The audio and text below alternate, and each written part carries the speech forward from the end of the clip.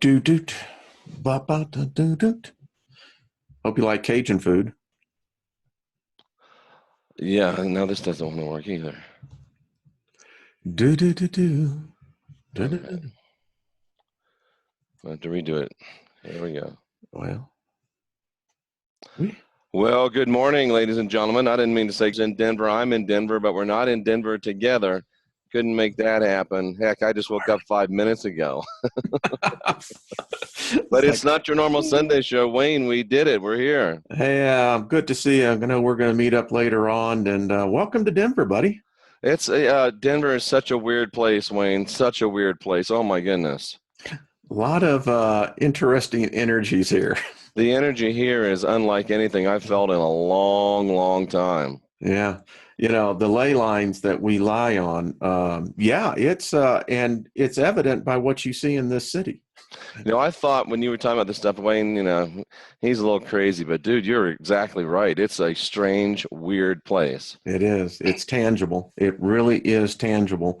And as I'm finding out, it also brings in some of very powerful magicians live here. No kidding. That makes sense. Yeah, yeah. So are all of I know it seems to me, and we've been talking about this here at the conference, it seems to me that Denver is there's a lot of dark forces here. Does it also bring in good forces? Yeah, yeah. It's again, as you look at the principles of hermetics, you can't have one extreme without the other. If you have one extreme, then there's going to be an extreme on the other side. Well, where's the good energy here? Well, I think you go up to places, up in the foothills, hiking into the mountains here. Oh, there you go. There is places. I like going just south of here, and you can go into places where there's nothing but pine trees. Oh, beautiful. And the spirits talk to you. They do. Beautiful. So, Wayne, is there anything in Colorado Springs left of the Tesla stuff to go see, or is it pretty much just all gone? it's pretty much all gone. Lynn and I were looking at a house that he actually lived in. Wow. Yeah, and it was when we were talking with the real estate agent, he kept saying, well, this house has a little bit of history. Well, what kind of history? Well, its foundation is a little different. And it was very different. So, but it's worth going down there. Colorado Springs is another place. Go to the Garden of the Gods that you can actually go up there, and it's an interesting drive. I'll bet. Now, one thing that I'm not going to be able to do this time is go to Doc Holliday's grave. It's 3 hours away. No, actually, from where we are, you can be up there in 40 minutes. Are you really? Then am I looking at the wrong place? Yeah, you just go right up, and Lynn can tell you when we meet for lunch. You could literally just go up C470, and it's like the first or second exit, and once you're on Interstate 70 heading into the mountains. Really? Mm-hmm. Huh, I wonder why. I must have done something wrong, because it showed me like 3 hours each direction when I Googled it. No. We'll help you out. Excellent. Because now, from what I understand, the cemetery is there, but they don't know exactly which one of the graves is Doc's. What a surprise. I mean, back then, there were a lot of, he was basically in a tuberculosis place to die. He was. Yeah. But, Wayne, I do have the rods here. Oh, so do I think you? we could go up there and find Doc Holliday's actual grave. Listen, I don't doubt that. I really don't. I think Doc Holliday lives on. I think that energy is transferred over to the other side. And it's just an opinion, but, I think spirits feel that. So, yes, I think you listen, if consciousness is transferred or transmuted at the point of these bodies dying, then it tells me, it's that old adage, what's the difference between a spirit and a ghost? What is the difference? I don't know. I don't know. Maybe they get a different classification on the side. It says, oh, yes, let's look at your record. I look kind of like a ghost today, and the color here is really bad. You're in a hotel room. Yeah, I can't find any. There's a perfect lamp here, but for the life of me, I can't figure out how to turn the damn thing on. So here we are. So tell us, how is LeakCon going? LeakCon is going really well. There's a there's a big crowd. I listened. I have been, I have a table here with the Mistec bracelets and Jay Campbell and the rods, and just talking to lots and lots of people. So I haven't been able to hear many of the speakers, but we saw and listened to John D'Souza, the former FBI agent. He was the template for Fox Mulder. And in fact, today, Jay and I are going to have him on a special edition of The Last Stand, live from LeakCon. Just a fascinating guy, Wayne, fascinating guy. What was your takeaway? I expected him to be stuffy and, like an FBI agent, just a very personable, down-to-earth guy, very approachable guy, very nice guy, super credible guy. And, I mean, we had talks about everything from the Challenger astronauts to UFOs. So it was a very interesting conversation because his table's right next to ours. So a great guy, his wife Bella, lovely lady. It's been a really good time. Everything's been amazing. So tell us any of the stories. Did he get it? I mean, Fox. I don't know if I'm speaking out of turn or not, but he says that he is thoroughly convinced, and I thought this was just the craziest of conspiracy theories, but he believes, I think he said he believes, so don't quote me if I'm wrong, that the Challenger astronauts are all alive and well. And teaching in universities around the country. I have heard that. I've heard it too and dismissed it. But if a guy, with that much of an investigatory, impartial mind says, "Oh yeah, no doubt about it, it's true," I'm like, whoa, that threw me for a loop. I'm gonna have to get into that myself and look at it. Tracy Dyer says she believes it. Yeah. So if John D'Souza and Tracy Dyer believes it, it's got to be true. It's got to be true. I can't see why it wouldn't. And it's interesting because, they had to fashion Mulder off of someone. And it's interesting that you found him seem to be kind of have that same type of demeanor. Well, a little bit. He's not as stuffy as the Fox Mulder character. He's more personable, more open. But he's some of the differences were interesting. Is that his partner wasn't a girl; it was a dude. And the way he described the partner was much more like the second guy that came in when Duchovny left the series for a while. That guy that was in Terminator. Yeah. That's what his partner was like in real life, not like Dana Scully. Dana was hot back in her day. Have you seen her lately? Mm-mm. Brother, she's still hot. Okay. Gillian Anderson is looking good. If you're listening to this, Ms. Anderson, you are looking good. I love it. She played, of all roles, she played Hannibal Lecter's psychiatrist on the new Hannibal series. And she looked stunning. Yeah, I always found it interesting that when they would do the side-by-sides with her and David Duchovny, that she always had the box. She had to have the little platform. In fact, Wayne, she's one of those women that get better looking the older they get, I think. I think she's more beautiful now than she was in the early days of X-Files. We're all getting old. We are getting old, but you know what? The old adage, you're not getting older, you're getting better. In my life, that's true. Of course, I was a piece of shit when I was young, so it's not a lot of work. Some would say I still am, but Well, I never hear it parts from my lips. Lynn and I were talking, and she worked trauma in ER for many years, and we were making the comment. I said, learning to live in this temporal reality is quite the challenge. These bodies, the energies. And my lovely wife said, she says, besides the children, which were victims, she said most of the accidents were self-inflicted. We are by nature clumsy. We hurt ourselves. Yeah, absolutely. Absolutely. Yeah. We do it. It's the craziest thing. So, you're muted. I had to deliver a message, so I was intentionally muted there. Send a letter, Maria. Oh, that's a great song. Address it to my wife. Yes. Who sang that song? Well, B.W. Stevenson. Oh, okay, I was thinking Marty Robbins, but that's Yeah. not. He was El D.W. Paso City. Stevens, and then Brooks and Dunn made a hit of it. Oh, they did. Brooks and Yeah, Dunn did yeah. remake it. Take a letter, Maria. That was Do, do, awesome. do. What a good song. Right, yeah, it's in my head, man. Back in So, the old days, man. Back and D'Souza was very. What else? He's got a book that I bought, and I'm actually going to do a series on it.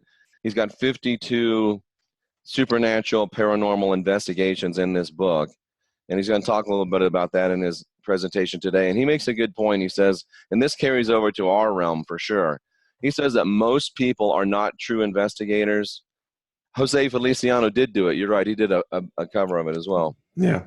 He says that most people are just fact gatherers. They're not actually investigators. They don't have that intuitive leap to be able to go to the next level. And so that's the real downfall of law enforcement. And I would submit it's a real downfall of people in the paranormal alternative energy realms as well, or alternative information realms, because they become just fact gatherers and they can't make that next step to become a true investigator either. Yeah, I mean, it's a very interesting point. I think so many of the paranormal investigators that I have seen, they go in with an already preconceived conclusion. Absolutely. It's like And it's like, our well, good friends, the Christians. yeah, They already know. It's not studying when you have an answer and you're looking for facts, quote unquote, to line up with your answer. That's not study. mm-mm. No, that's actually indoctrination. That's exactly what it is. That's what it is. So it's interesting that you're talking about this. I'm on this quest. So I've been reading a number of books. Got this one called Real Magic. I have that And, book. and so have you read it? I have. And what was your determination as to the foundation of the book that there is a actual real magic, call it psi, if you want to use another word for it. I am finding that his thesis of the book is very found. I think that there is this thing we have lost, and it's been corrupted by religion purposely. And I think a lot of fraudsters are into it, but I think there is a real magic, Jeff. And Sterling will be glad to know that there's a NASA scientist that's speaking here this weekend as well. Wow. On what topic? I'm not sure what he's talking about. He's talking about. It didn't catch my interest, so I'm sorry. I don't know. That's all right. It's cool. But this whole thing of exploration of magic, it's quite fascinating. Is that the book with the forward by Lon Milo Duquette? Am I thinking? Is it the same book? Let's see.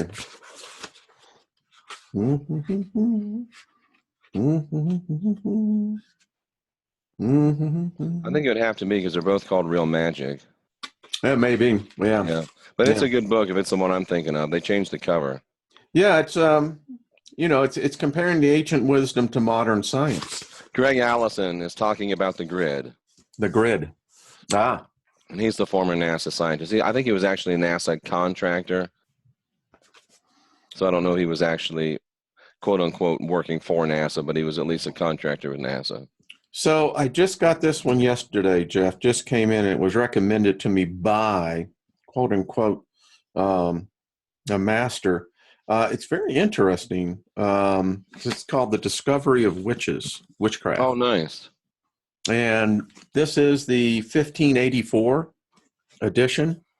We've lost. Let me just say, Wayne, not finding Greg interesting is all on me, not on him. So I didn't mean to infer that. It's like, some like chocolate, some like vanilla. Exactly, and it just wasn't my flavor. But I'm sure he's a brilliant guy, and his seminar was packed. So yeah, well, if Rex got him in there, he's good. So I have a question. It was brought up to me on Friday on my show, and I thought you would be very the right person to actually ask this. So I was a tither all my Christian life, when, came to it there in the late 70s, and, it was well inbred that you tithe. Malachi 3:10 and 11, bring the full tithe into the storehouse so that there may be meat in my house. And he'll return it to you in due season. And then there's the one in Matthew God shall return unto you, pressed down, shaken together, and running over. Mm-hmm. So the question that was brought up to myself, I said, okay, can we get our money back? Oh, Greg is a worm farm guy too. You know who he is. Yeah. Can we get our money back? That's interesting, Wayne, because when I was a pastor, I was trying to get people to tithe because I went to this one church. There was like 3 people in it. We turned it into 150 people. So I got to be the guy to go to churches and try to fix them for a while. And I did something which was amazing now that I think about it. People were people were afraid to tithe. So I told them, tithe, and I'll keep your tithe aside. And if you don't have enough money at the end of the month, I'll give you your tithe back. But no one ever asked for it back, Wayne, in all those years. Well, now that we understand where that money goes, I always knew it. Could you sue for your money back? That's the question I have. I mean, listen, I can go back my past tax returns, and we have given sizable. So that's the question I ask. Wayne, I want you to know I put it to good use. I knew it. You're the one flying that citation 10. I didn't ever put it to that good use. I tell people the money I gave Kenneth Copeland for that citation 10, what was I thinking? I was just thinking, what would ever possess you, and that's a perfect term, to give money to a preacher to be able to buy a private jet? And somebody said, could you sue for breach of contract? Well, I think it is a breach of contract. But is it an implied is it an actual contract, or was it an implied? I don't know. Well, let me see. Very interesting medically, or not medically, very interesting legally. I have. Robert asks, are we talking about paying taxes? There's a great analogy. Well, would it be that taxes were only 10%, huh? I contend that if salvation is a contract, then the tithing, it was an implied promise that if you give, there will be a reciprocated in-kind return. Absolutely, at least 100%. Well, no, I guess 30, some 30. I think if you go Mark 4, 30, 60, 100, but I go to Malachi 3, 10, and 11, and if people will read all that, I mean, I know it by heart. Yeah, me too. And it says, bring your full tithe into there may be meat in my house, and prove me now, and see if I will not open the windows of heaven and pour you out a blessing that you will not be able to contain. You have no room to receive. And your field shall not drop its crop till its time.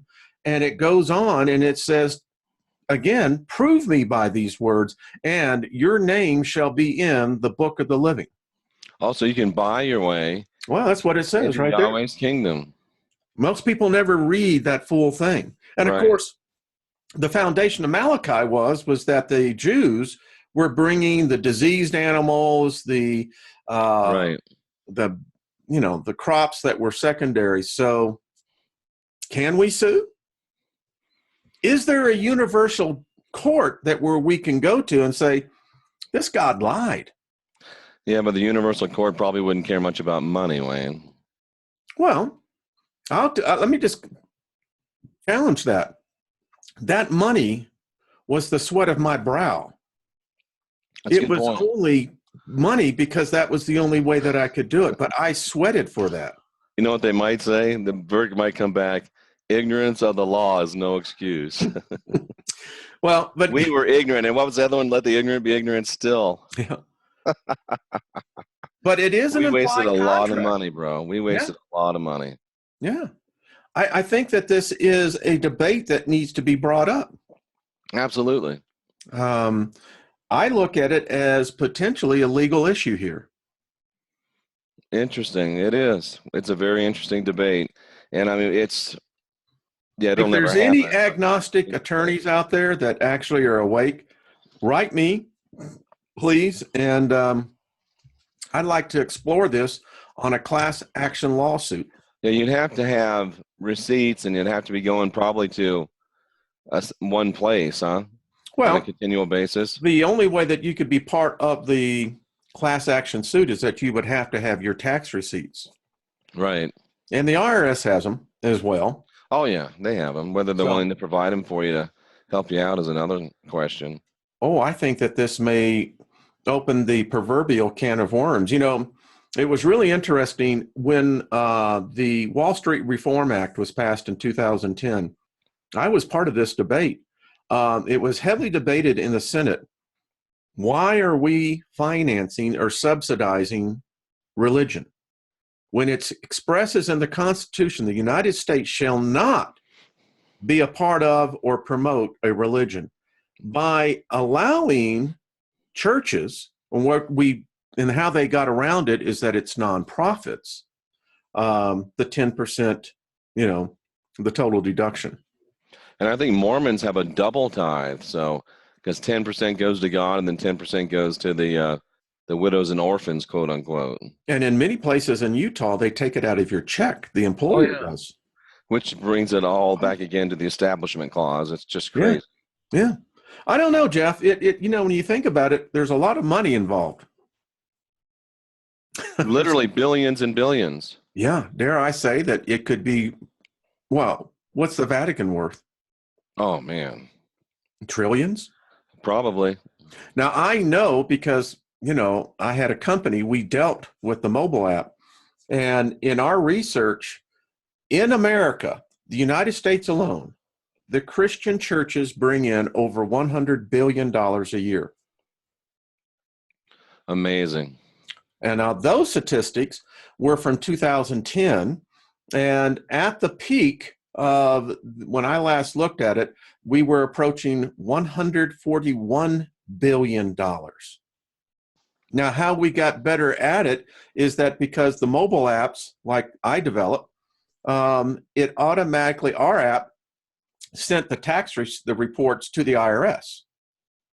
So now the IRS has a better gathering of exactly what dollar. Do you know what, Jeff, when we're speaking of this, when I was bringing this mobile app out to the churches in 2010, do you know why most churches resisted it?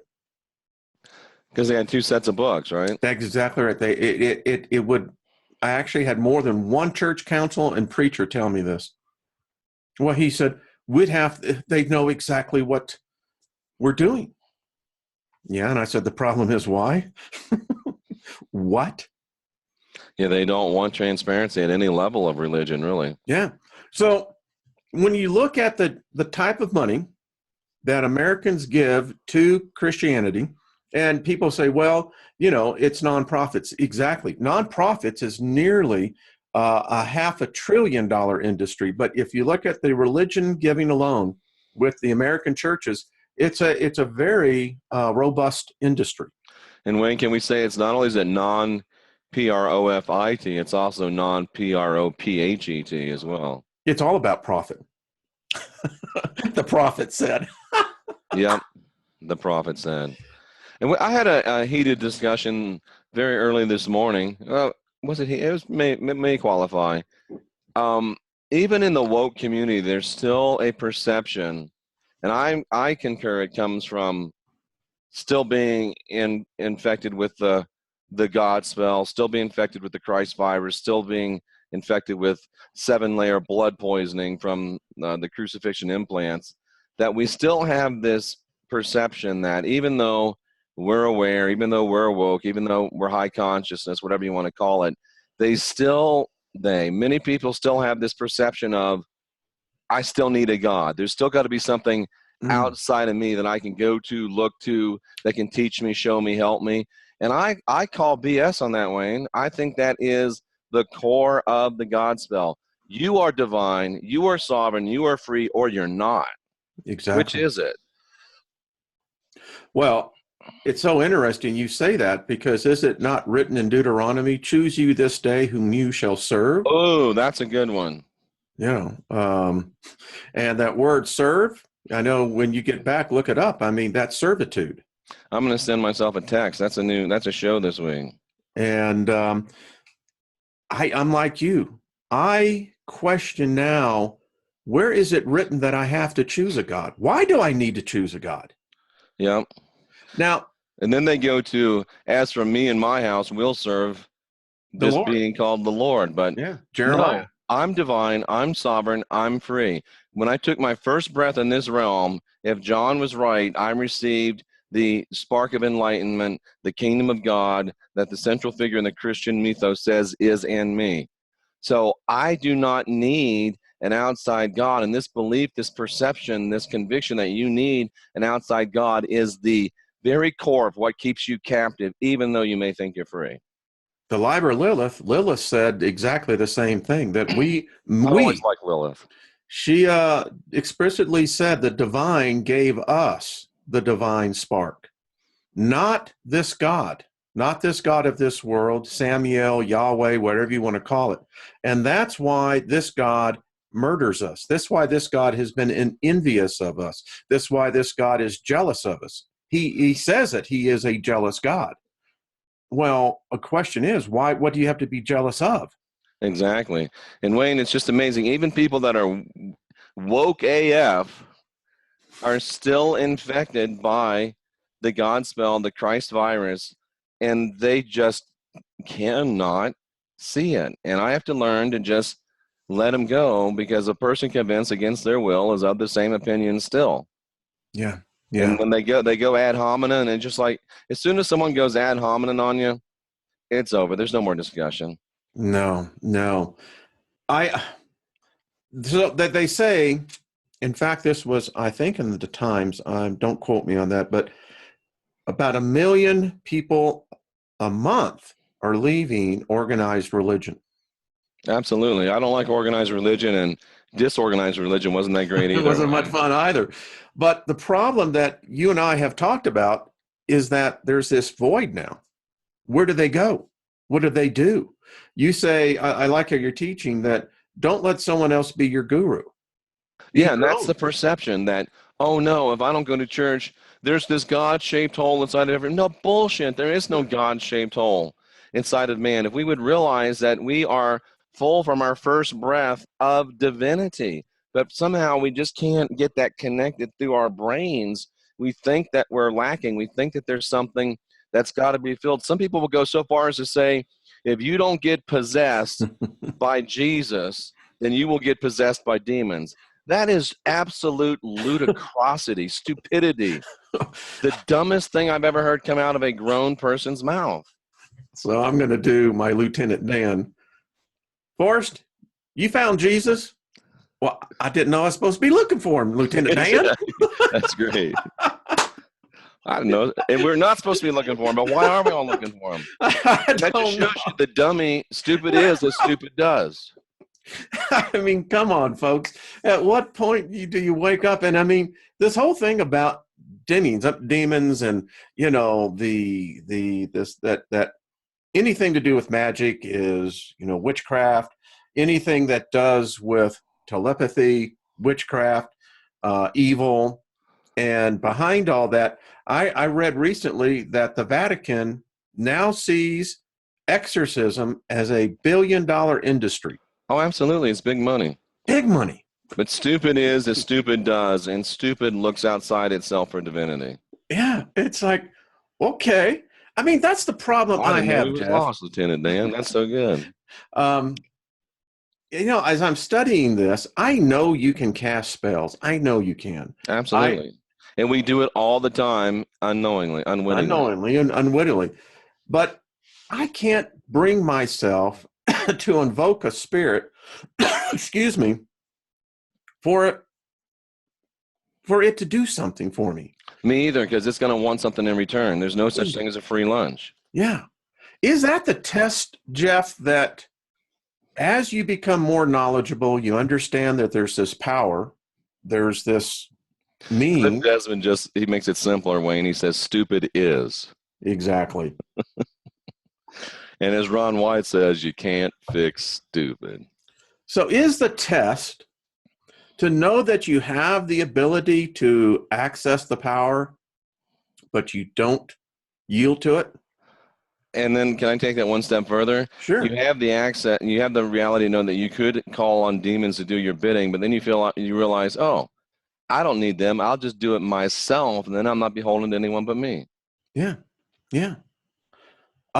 If the subconscious has any validity of existence, then all I can say is that I need to start doing the inside job. If Absolutely.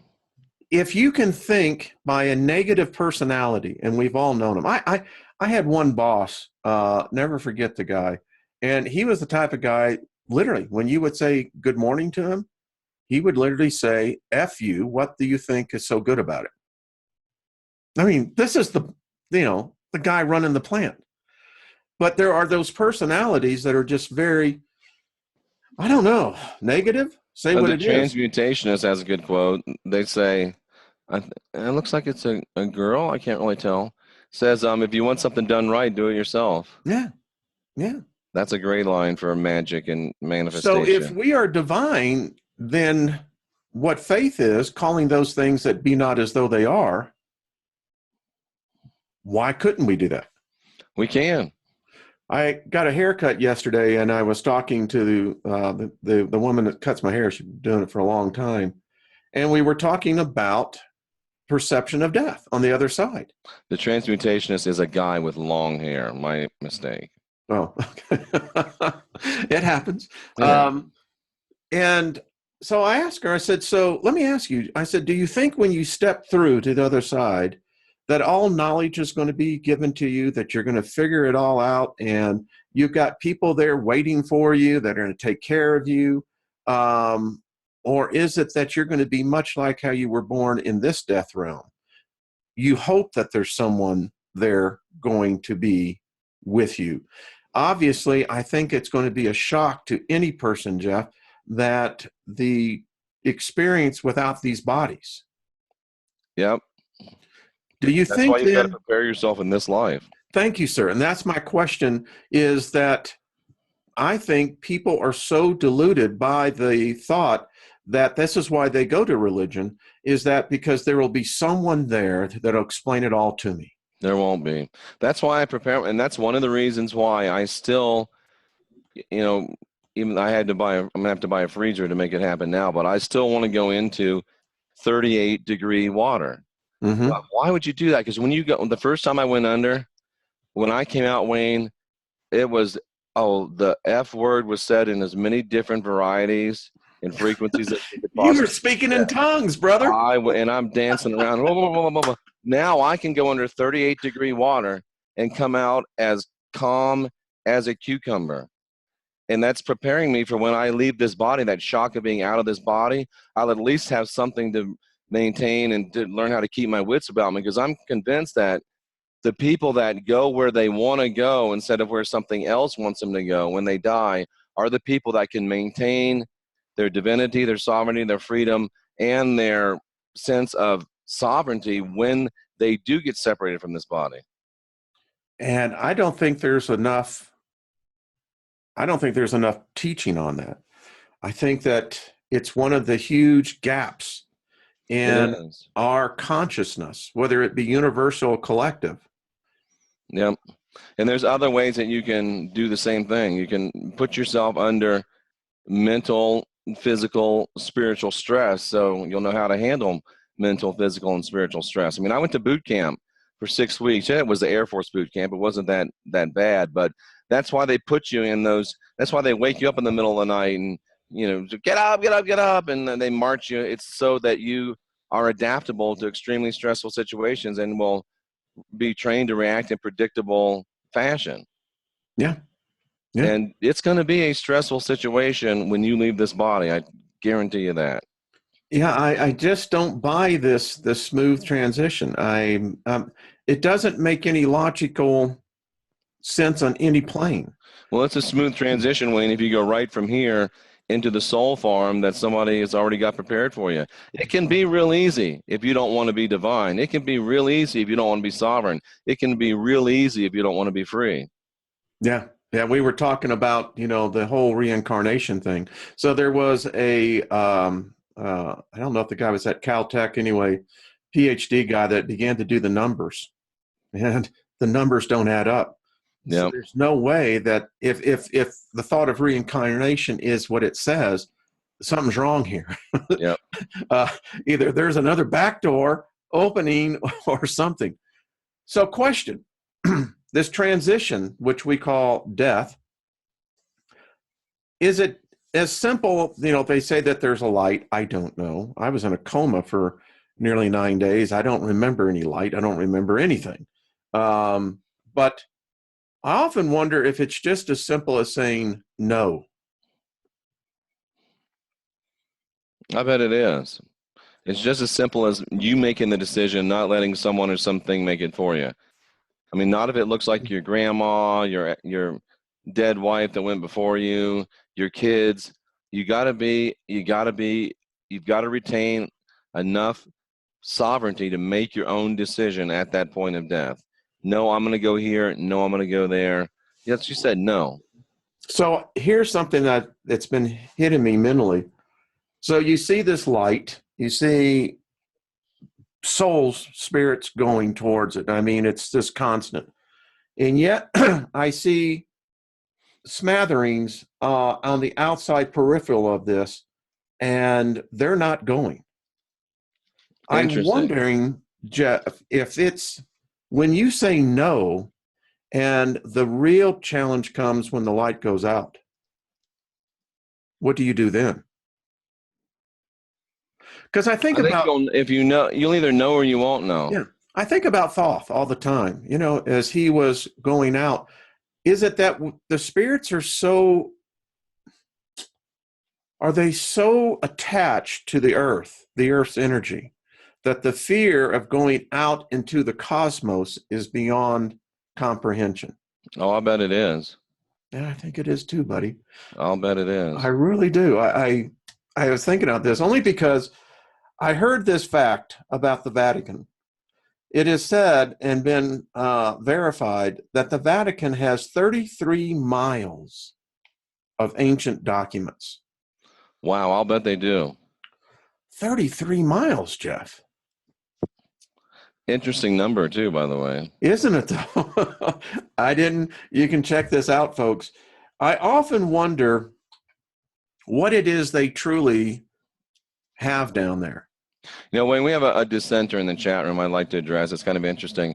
I remember when I was a preacher and I was, I was preaching. I remember I went to this TBN place and they were going to have me on, and then they decided, we're not going to have you on because you just preach health and wealth. And I said, would you prefer that I preach sickness and poverty? And here's this person in the chat room says, how do you two know what's right? Nobody knows until they're dead, or something like that. Well, you can either curse the darkness or you can light a candle, right? And you study for a while and you learn some stuff. Yeah, I mean, it's whoever the person is asking the question, you've answered your question before you asked it. How do we know? That you two act like you know what you're saying is true. No one knows until you leave this life. Well, I'll tell you what, I'll work and study and prepare, and you don't work and study and prepare, and let's get together and see how it worked for you and how it worked for us after the transition, Nancy. Listen, that the questions are not even properly framed right. I mean, sir, madam, whoever it may be, truth. Define truth. Exactly. What is truth? Are you going by the Bible? Do you consider the Bible as truth? If that's where your doctrination is, then Jeff and I have a very different opinion. And, we could sit here and discuss it, but eventually you have to find your own truth. You do. When you die, have your own truth. Don makes a good point here, and this is interesting. We talk about shadow work. We talk about the dark night of the soul, and she says, learn to work with your shadows without fear. What do you say to that, Wayne? I think it's true. I think it is too. Yeah. You have to face that dark part of you and learn how to let it be controlled by the non-dark part of you, the balanced part of you. I used to fear death. To me, I couldn't handle the thought of non-existence, that my consciousness would not carry forward. But Ooh. I can tell Emma you, says she likes her dark side. I like that. well, we all have a dark side. We We do. all have a bright side. That's what makes us that you have to have it in this duality. But here's my point. I don't fear death. That's the thing. So did I find truth? Well, maybe I found peace. Yeah. But, to criticize Jeff and I and say that you don't know truth. Well, again, I'm going to tell you that you're intellectually dishonest. You write to me and Jeff and define what truth is, and then we can have an intellectually honest discussion. And I'll tell you this, Wayne, and I think this is true. Peace will take you a lot farther than quote unquote truth. Oh, isn't that the I'm sorry. I'm seeing a Joel Osteen preacher going on here. I mean, Joel, that does sound like something Joel would preach. it does. Proverbs Peace says would take you a lot farther than truth. And Proverbs says, can I get an amen? Yeah, I'm not going to shout you down because you're preaching can I good. Get a check? Let's take an offering. Pass Praise that the Lord and take an offering. Boom. I had a Wayne. How many? What was the max number of offerings you ever saw in a single church service? Kenneth Copeland. We were in Branson, and I guess there had to have been 6 or 7.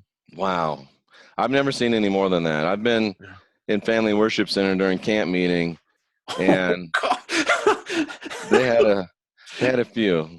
I bet they did. I mean, now, I go back to Kenneth Hagin, and some of his old camp meetings, exactly that, and they're in Tulsa. I'll tell you what, them ushers, they had to be strong arms. I bet you RW took him a few multiple offering services too. And when we had him up at Life Christian Center up there at Rick Shelton's church, he had a pretty good offering. I mean, we took it home. We watched his money, but I remember back then it was well into $3,000 or $4,000.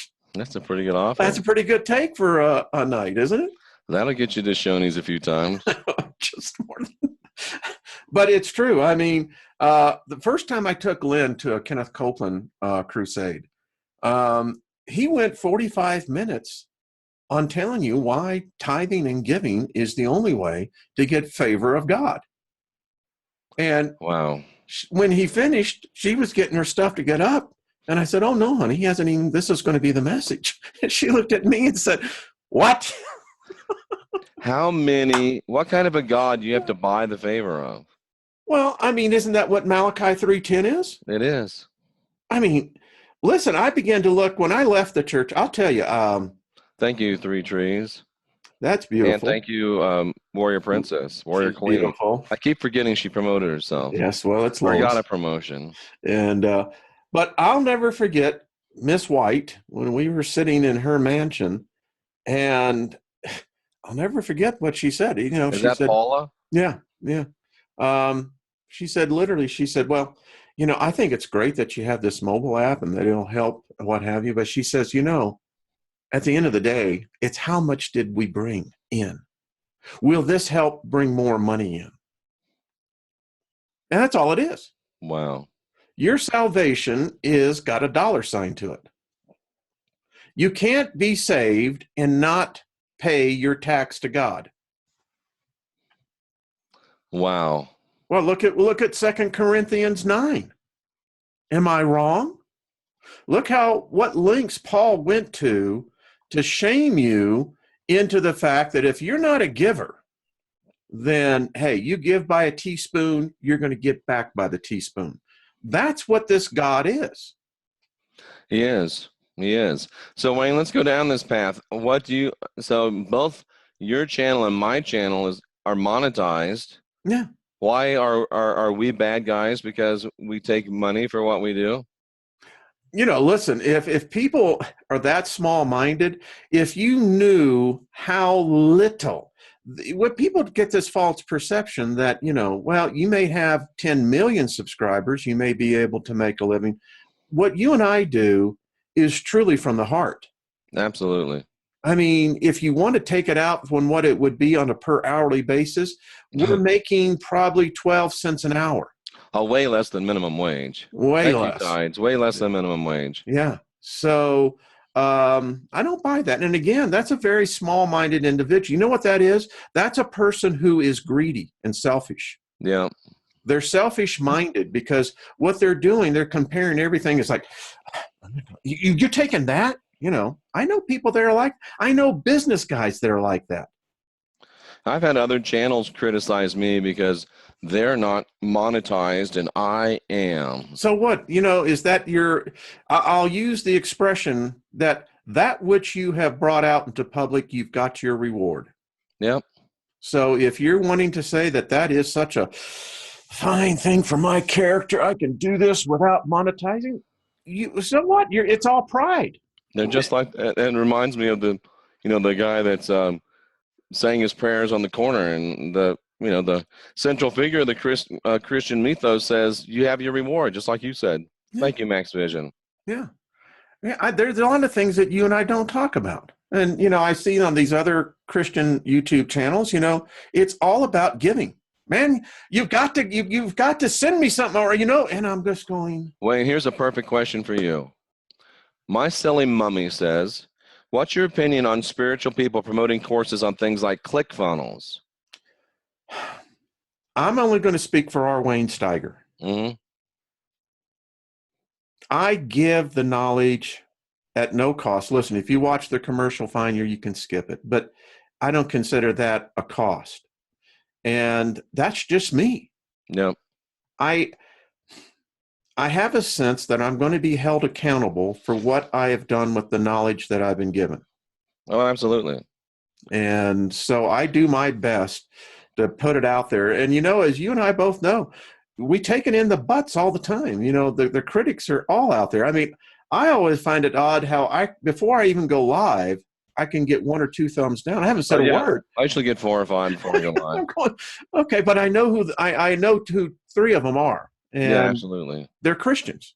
But specifically to the ClickFunnel thing, I don't think there's anything sinful or anything lacking in integrity. Thank you, Bearded One, so much.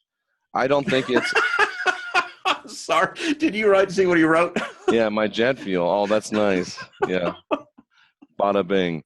I don't think there's anything inherently wrong with learning how to market efficiently. And that's basically what a ClickFunnel is. It teaches you how to market any product in an efficient manner. So, I don't know if it's I don't know if it's bad or not. I don't do it, but I don't know if it's bad or not. I have thought about, until I met somebody like Rex, that you could do a class on how to build a YouTube channel. But you start thinking, you look at Rex, and like you and I don't know how to build a YouTube channel, but I think that might be interesting to help people, because there's a lot of folks that do want to start a channel but don't really know what to do.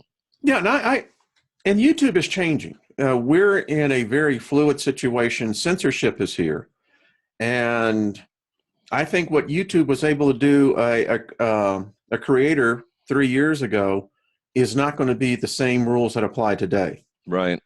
They've changed the rules. We're in a different time. But yeah, I mean, I'm an entrepreneur. I've made millions and I've lost them. And I think that's the best way for any person to go. Absolutely. And if you have something that people want to buy, what's wrong with that? I don't see a problem with that. I don't either. It all goes down to intention and motive. Yeah. I mean, you don't want to turn into P.T. Barnum. And the Barnum and Bailey Circus went out of business. I never thought I'd see that day, Wayne. Yeah, they did. They did. I just remember of a radio preacher back in the day when I lived in St. Louis. And the guy would come on the Christian radio station, and for 15 minutes, all he did was cry and just, it was a con game for him. And so is because you have those in religion, or is all religion bad now? Is all the good that religion does? I mean, orphans, food banks, etc. I don't know. Yeah. What was that guy's name in California that smoked the cigars? Oh, the preacher Gene. What was his name? Was it Gene Scott? It may have been. I can see him. I remember that guy. And it's funny, at our booth here, I've got this big, like a 6-foot plastic Jesus thing I drew. And last night I was walking, going to the bathroom, passing by the place. And I remember the day, Wayne, where I would have, if I'd have seen that, I'd have walked in there and pulled it down off the wall. Yeah, it's been sacrilegious, huh? Yeah. And now I'm drawing it and putting it up.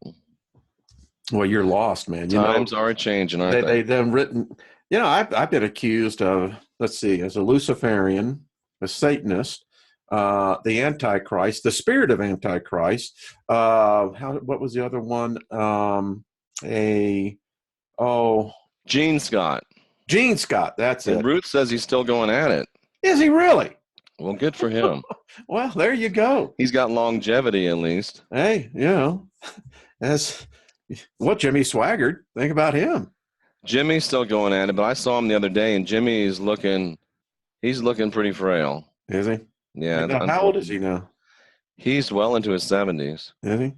Yeah. Yeah, but, okay, so you got what Jimmy Swaggart looks like. Look what Mick Jagger put out on Tuesday. Oh, 75 years old. I'm telling you, the man, I don't know 20-somethings that could dance and put the moves in what I saw Mick do. I saw him like 2 years ago, and he was amazing. Well, I was just saying after the open heart surgery. Jimmy Swaggart, 84 years old. 84. Wow. Okay. Well, there you go. I mean, wonder what Jimmy would say of Jeff Doherty today. I don't know. I doubt Jimmy would remember me. You never know. He wouldn't. It wouldn't be nice. I'm sure it would. They've written us off, Jeff. I mean, I'm teaching magic now, and someone wrote me and said, how you've disintegrated into this evil, and the Satan's got you. And I just go back to one question: which genius of Homo sinned? Please tell me that. Then it would help maybe give me a place to work from. Yeah, they gave me the left foot of fellowship a long time ago. But they did. Right out the door. So bye now. And that's okay. It's like, well, Johnny Ringo. Yeah. I hope you're right, Wayne, and I trust that you are. Doc is only a few minutes out of town. That makes me feel a lot better. That's in fact. Gene Scott passed away, but his wife, Melissa Scott, is still preaching. But is she smoking cigars? That's what I want to know. I don't know. That's funny. Gene Scott's wife. That's interesting. I tell you, I don't know what it is. If they say that we create a lot of our own expectations on that moment of crossing over, and then I don't know what happens. I'm not there. But wow, I think some people have got some surprises coming. But seriously, you're going to have a good time. Go up there, and it's going to be cold. You do know that. Oh, I didn't know that. No. It's cold here. It's up in the mountains, huh? Yeah, it was. She does not smoke cigars, right? Here, right? It was last night we came back from dinner and it was cold. Yeah, it's I had to put the fireplace on today, so it's how about that? It will be chilly up there. Is it cold today? Yeah, it's not. You go up there, I think you're going to be up around Lincoln, tell you, but 7,500 feet, 7,000 feet. So that's up there. Yeah, it'll be up in the probably upper 30s. Wow, chilly. Juan says that the hybrids send. The hybrid sin. Juan, that's an interesting point. How did we do that, though? Because if we're hybrids, that's a good. Now, listen, I happen to agree with you. We know these Homo sapiens sapiens, we are hybrids. But the question is, what did we sin from? And if you take that line of thought, then that means the Neanderthals, the Denisons, the Cro-Magnons, all the way down, wouldn't they be perfect spirits then? Interesting. And where did they go? Why would a perfect spirit want to come back and reincarnate? Could a Neanderthal come back as a sapien? No, that's interesting. I don't know. That's very interesting. I tell you, Jeff, people get the idea that somehow it's always been, the white race. But we know we started out the population with the black man, but we know that there was the race of the white man. Dude, Pastor Melissa Scott, she wears a collar and everything, like a clerical collar. Really? Yeah, that's interesting. That is interesting. Does Wayne know anything about the Denver airport? Stella, you're talking to a guy, and my wife will testify to this. There was about 4 years where I was at that airport every freaking week. Every week. And even when before they started doing the construction, that's a weird place. That's all I got to tell you. The Demon Horse is, I don't know who came up with that idea, but that's the creepiest thing of the whole airport that gives you the bad vibes right from the get-go. We can't hear you. Is it supposed to be just like a Denver Bronco? Well, that's what they say. But that horse killed its sculpture. You know that, right when he finished it. Say that again? The sculptor was killed by that horse. Are you serious? I'm serious. Whoa. Now, And that's not the same sculpture that used to be at the old Mile High Stadium, is it? I don't think so. That is a demon horse. I mean, or you can call it what it is. Listen, at nighttime, that airport has got some weird energy to it. That's all I got to tell you. You know, Jay Campbell came into it and said that he was physically ill, and he speculates that there's slave labor doing work underneath. You know, I captured that EVP here in my backyard, and I tell you, go on my website. I'll put it up on my feature video. But there's something here. This area, I'm just telling you, there is something. I was drawn here. I don't know why. I was living in Austin, Texas. Wow. I wasn't thinking about coming to Denver, Colorado. Trust me. Why do you think you were drawn here?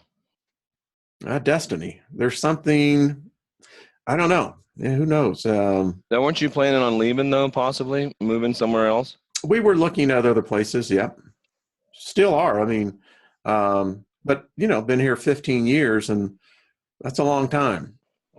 Yeah, it's weird to me, man. I don't know. I don't know if I could do it. It's a different energy. It really is. It is a different energy. But the mountains, they're beautiful. They are beautiful. You fall in love with them. And as you know, as you go west today, you'll see it as you get up there. Maybe even be some snow up there. But yeah, there's something. When I was still in the indoctrination, Jeff, I said that, God may not live in Colorado, but he visits here a lot. I'll bet. And I think there's a lot of gods that visit here. I think you're right. So I think you're right. Well, Wayne, it's been fun. It's been a privilege and a pleasure as always. And we'll do it again next week. We shall, and I will see you and your lovely lady here, in about 3 hours. Looking forward to it, my friend. We'll talk to you soon. All right. To all of you in the chat room, thank you so much. We appreciate you, and we'll look forward to seeing you again. All right. Bye-bye.